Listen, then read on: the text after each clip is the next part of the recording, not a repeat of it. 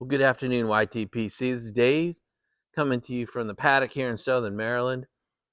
Still smoking that first bowl. If you watched my Yabo from David Central Cal Piper, he sent me that rum twist. So still smoking the first bowl. Once it heated up and dried up a little bit, it smoked nicely. I've got a second bowl down here ready to go. I'm letting it dry out a little bit. A couple of you kicked in, cut the coins thinner. I did that. And then dump the ash occasionally, which I've done, and it's smoking pretty good actually. Tastes pretty good. It's a little bit strong, which I like. I like that. I like bold, strong flavors. If you're gonna get a flavor, get a flavor. The rum flavor kind of burns off after a while, about halfway through the bowl, and then it just turns into this beautiful tobacco taste and smell. I don't know what the room note. Generally, ropes I find don't have great room notes for people who aren't smokers, but I don't smoke around non-smokers, so I really don't know. And here in the paddock, I have no idea. But again, thank you, Central Cal, and it's really good. So this is part 2 of my travel expose. Mark Welsh Piper asked me, and a couple others said we should talk about flying inside the United States instead of driving inside the United States. So that's what I'm going to try in this video. So I've printed a map. We're going to go ahead and talk to it as part of this video, and we'll see where we go. I want to show you, I actually got it jarred up. So there's my rum twist, Galvin Hogarth. Now it's in my jar. Look at that. I didn't have to cut it. It looks like one of those licorice dispensers from the old days, right? Just off you go. So that's how I store. You guys have seen them over here. These are my big jars. I like these things. They're expensive. They crush the seal. I'm telling you, I've been using these things almost a year now, and I haven't had a single issue. I had a couple show up with a broken lid through packing, but they replaced it, and I don't have any problem with that. I've probably bought 30 or 40 of these now, and only 2 have shown up with cracked lids. So the other thing sometimes we might forget about is make sure you date your jars, right? Just throw a little day that this thing went in the jar. And then this will go in my daily rack because I need more daily options, obviously. So I just cut a couple short pieces, threw it in this jar. So this is more long-term storage, and this is more daily. I have so many dailies. You saw it. I probably have 30, 40 daily jars. So this will last me a long time because I won't get to it as often as some of you might get to your dailies. And then the last part of my intro are these scissors, these cigar cutting scissors. Great little case, leather. And Uncle Willie, I want to say it in another video. Unbelievable suggestion. These to cut your ropes are fantastic. Now they'll dull out eventually, I'm assuming. But I got to tell you, on that full-size rope, it worked great.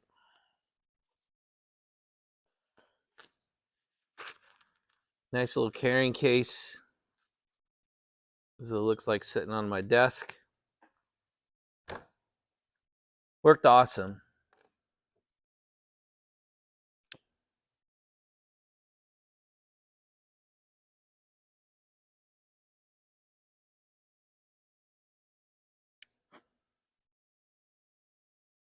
Thank you, Greg.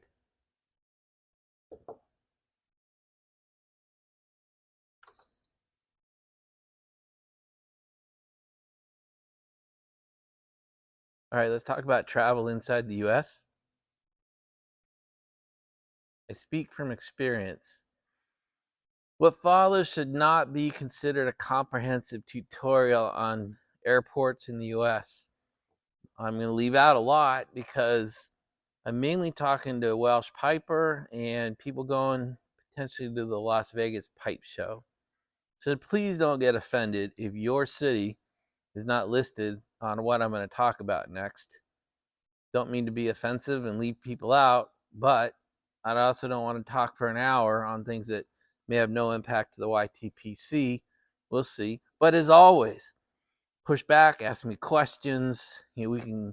Let's help people who want to come here do it right.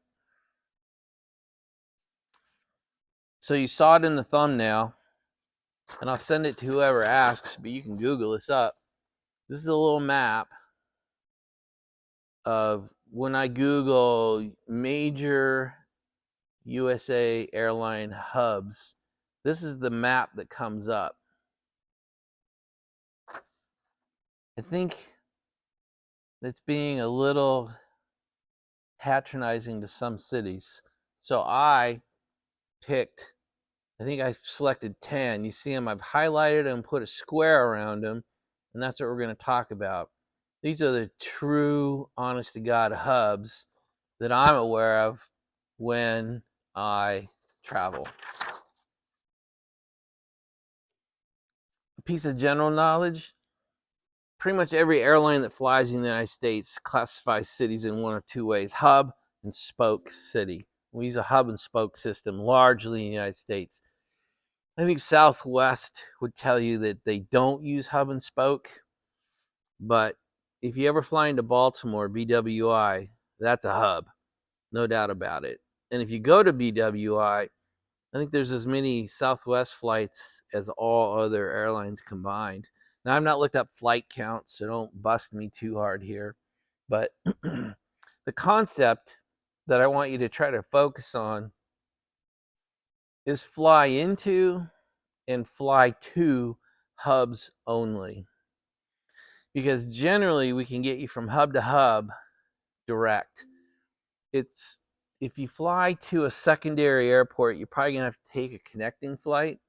Connecting flights are what burn your ass on travel day, because either your first flight leaves late and you miss your connecting flight, or you get somewhere that your airline likes to get you to, and then something happens to your connecting flight, and you end up spending a lot of time in your airport waiting for your connecting flight.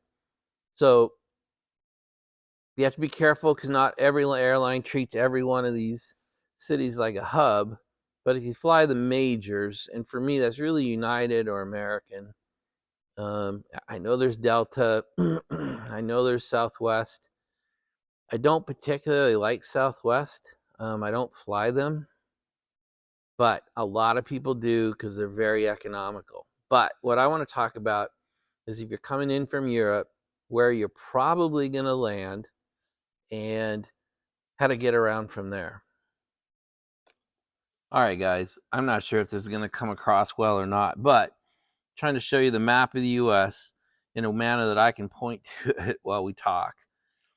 So you've got Boston, Newark, New Jersey, Atlanta, Orlando, Miami.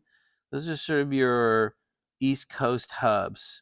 This is Dulles. This is Washington, D.C. Dulles Airport.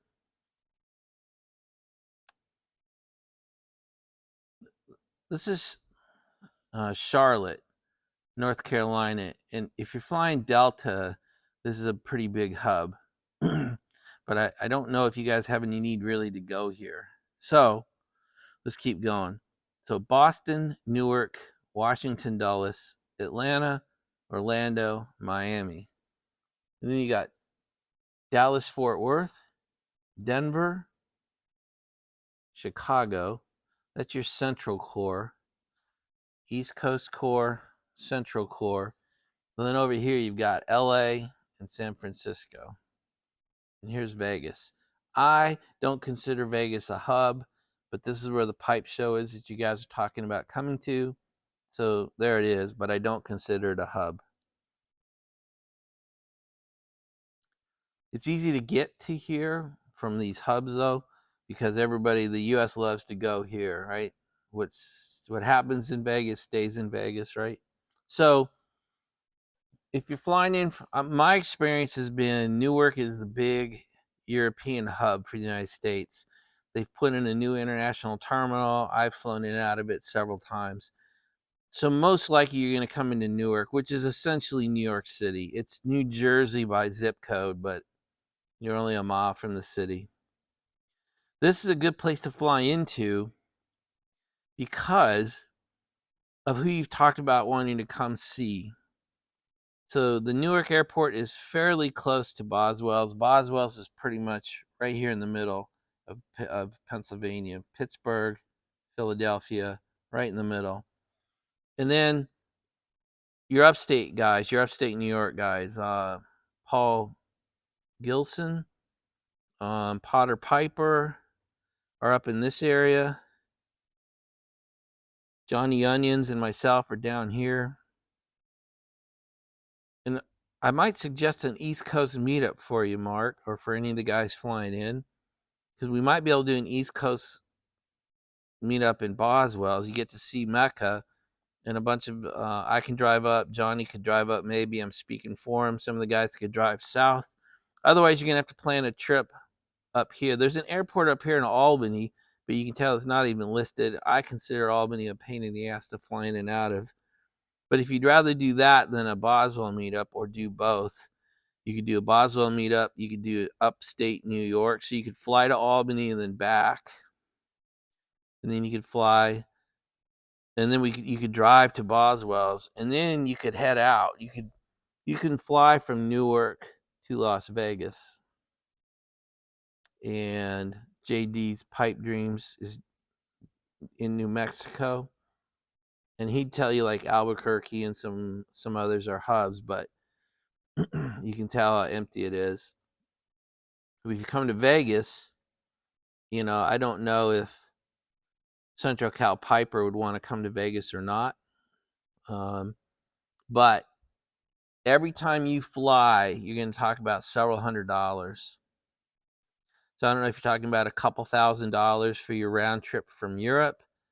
And then you'd be talking about several $100s to get to DC and back, or upstate New York and back. And you're talking about several $100s to get from Newark to Las Vegas. I mean, that might be $1,000 round trip kind of ticket. You might be able to do all of this super budget. I just don't know that ticketing system very well. And then fly from Las Vegas back to Newark, and then Newark home. So I'm not sure what else to say.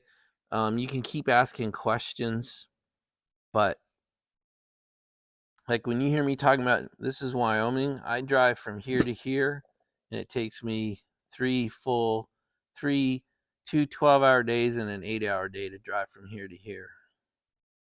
My boy lives here in Denver, so when I drive straight across and then up. So that's kind of how the spoke and hub system works. I mean, if I tried to print the spokes on here, it would be unreadable. You can certainly Google that. But I just wanted to see a picture of the majors. I wanted to see the major hubs. So these are all hubs. These are the 10 major hubs, in my opinion.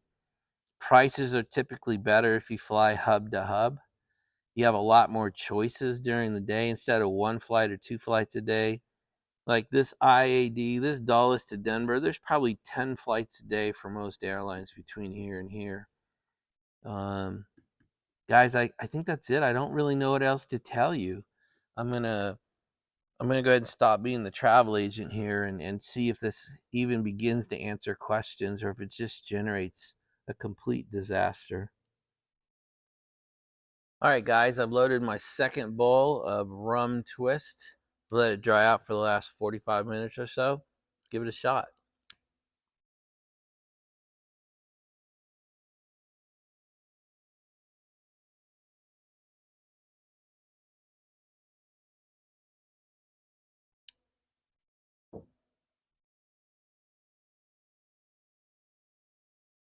You'll see me mess with that during the video now. Uh-oh.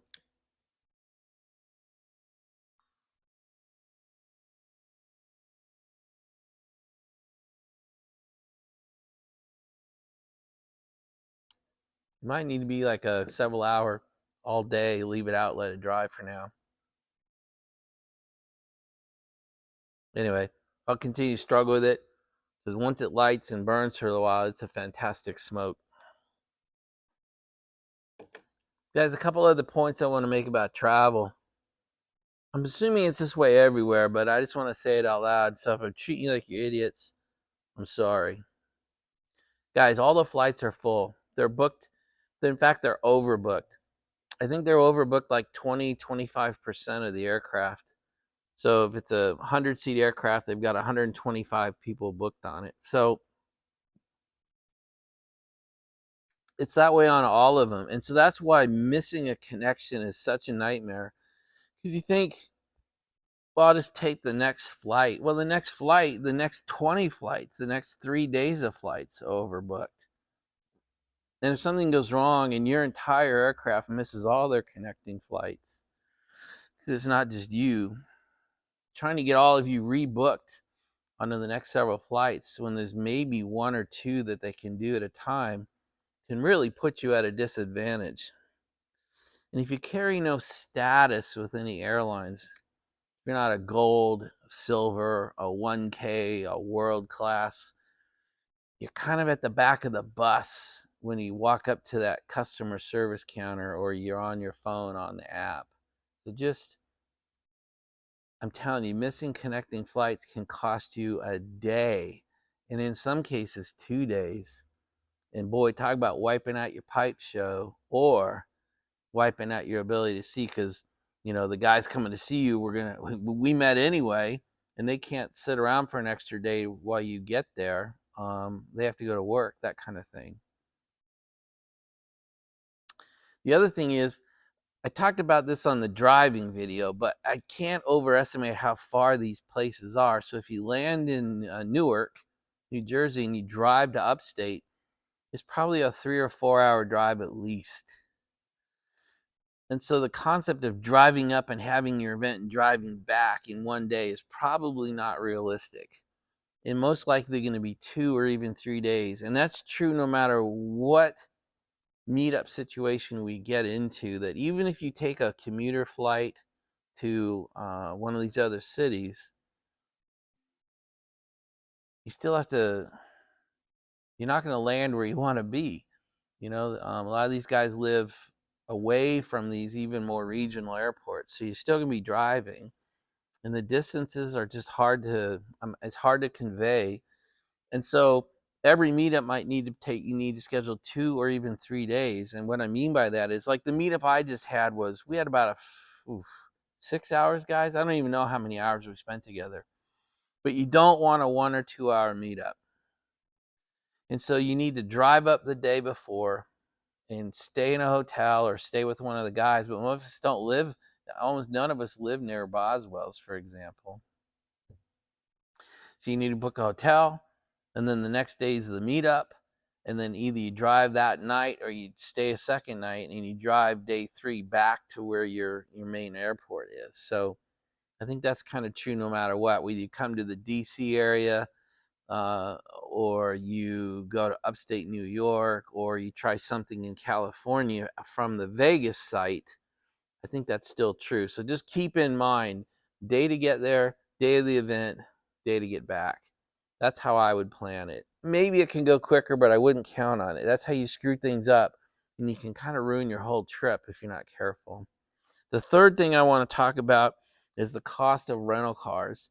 You need to budget at least $100 a day, because the car isn't $100, but the United States loves taxes, and they love gouging people for hotel taxes, rental car taxes, excise taxes, airport entry taxes. So you'll get a bill and they'll say, okay, the car number is this, and then sometimes there's 4 or 5 fees and taxes under that, and it can easily get close to doubling the car. And so every time you touch a car, so if you're on a 3-day excursion, that's at least $300, if not $500 for your rental car, plus the hotel room for the 2 nights. And same thing, you're going to get a hotel room number, and then 2 or 3 or sometimes 4 different kinds of taxes: city tax, county tax, tourist tax, things like that. So, so you have all your airline fees, and then you have your rental car fees, and then you have your hotel fees. So I just want to throw that out there. And the last thing I want to talk about are hotels, particularly if you're going to the Vegas event or the Chicago event. It's you kind of have, like, so I'm going to talk Vegas. I think you have basically three options. You have the venue itself, which is probably one of the more expensive options. And then you can stay on strip. And that means those really nice the hotels you always hear about. The Bellagio, the Wynn. I'm not even going to try to run down them, right? Those are on strip. And then you have off strip, and off strip are usually a fair bit cheaper. And then you can get dumps. I mean, there's a lot of old hotels in Vegas. It just depends on how close you want to be to the venue and how much you want to pay. I will tell you that venue hotels, so wherever the venue is, and I've not looked it up yet, will probably book up pretty quick. They'll usually issue some sort of event price. And for all I know, those are already booked up. I have no idea how far out ahead the Vegas Pipe Show. But if you're thinking about, well, I'm going to hold my bet. I'm going to wait. I'm going to do the bookings in July or, closer to the event. You might find that the flights are very, very hard to find and the hotels are near impossible. So, I don't know if you guys are ready to kind of like book your flights and book your hotel and get that money laid out, or if you're going to wait. But the longer you wait, the harder it'll get. And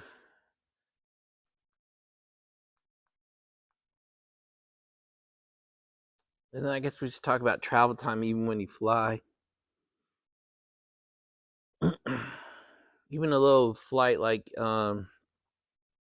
if you're going to go from Newark, say up to Albany, I think it's a half-hour flight, but it's 2 hours in the airport and then the flight, and then you got to get down on the other side and taxi in and get your bag and get your rental car. Even that can be almost a half a day by the time you go through the travel portion of it. And then traveling from the East Coast to Las Vegas is basically an all-day trip.